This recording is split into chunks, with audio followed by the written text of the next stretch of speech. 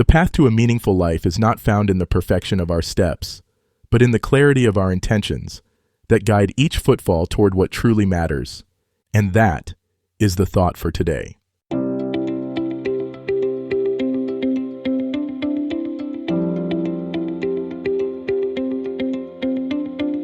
Welcome to 7 Good Minutes. I'm Clyde Lee Dennis.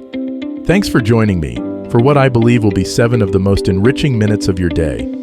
In today's episode of 7 Good Minutes, we talk about your intentions being your guideposts to meaningful living. Enjoy. Before you take your first step each morning, there's a moment of choice that shapes everything that follows. It's not about what you'll do, but why you'll do it. Your intentions aren't just fleeting thoughts or wishful thinking. They're the invisible compass that guides your actions, decisions, and ultimately, the direction of your life. When you understand how to work with your intentions as guideposts, you transform from someone who simply reacts to life into someone who consciously creates it. By the end of this episode, you'll discover how to set meaningful intentions that serve as reliable guideposts and learn practical ways to stay connected to them throughout your day. Most of us move through life with a vague sense of what we want, but without the clarity of intention that makes those desires achievable. We set goals, make plans, and work hard, but often find ourselves feeling disconnected from our efforts or wondering why success doesn't bring the satisfaction we expected. This happens because we've focused on the destination without establishing clear guideposts for the journey. Think of intentions as the difference between wandering through a forest and hiking with a compass. Both might lead to beautiful discoveries, but only one ensures you're moving in the direction that truly serves you. Your intentions are that compass. They don't dictate every step you take, but they keep you oriented toward what matters most. The power of intentions lies not in their ability to control outcomes, but in their capacity to align your actions with your deepest values.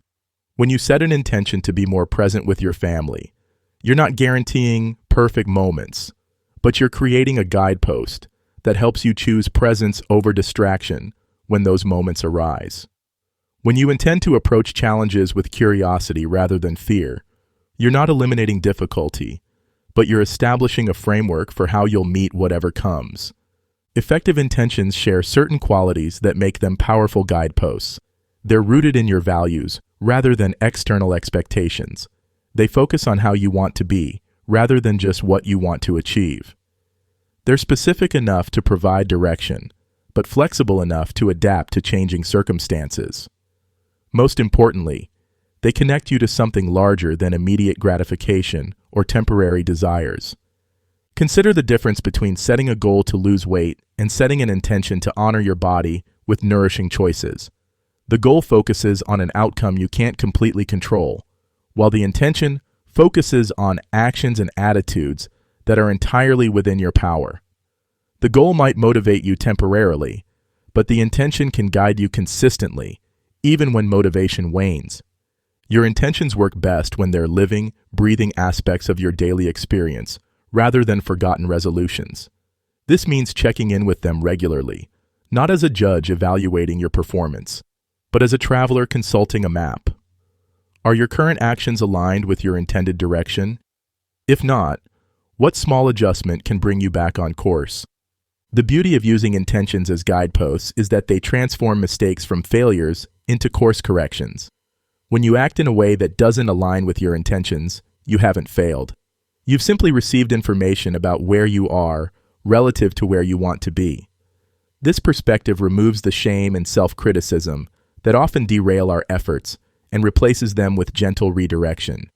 Intentions also have the remarkable ability to influence not just what you do, but how you do it. When you intend to approach your work with excellence, you bring a different quality of attention to even mundane tasks. When you intend to listen with genuine curiosity, you transform ordinary conversations into opportunities for deeper connection.